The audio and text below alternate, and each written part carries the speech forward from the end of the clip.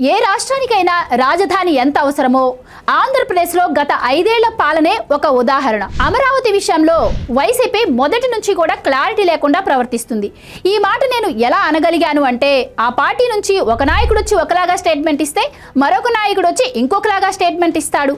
పార్లమెంటులో అమరావతికి చట్టబద్ధత లభించబోతున్న టైంలో వైసీపీ ఇప్పుడు కూడా ద్వంద్వ వైఖరి అవలంబిస్తూ దాన్ని అడ్డుకునే ప్రయత్నం చేస్తుందా? ఎందుకంటే 2019లో వైసీపీ అధికారంలోకి రాగానే మొదట చేసిన పని అమరావతిని అడ్డుకోవటం, 3 రాజధానుల బిల్లును తీసుకురావడం, అమరావతి శ్మశానమని అడవి అని రాజధానికి పనికిరాదని అప్పుడు ప్రభుత్వ పెద్దలే స్వయంగా వ్యాఖ్యానించటం, 1600 రోజుల పాటు రైతులు పోరాటం చేస్తుంటే అడ్డుకున్నారు.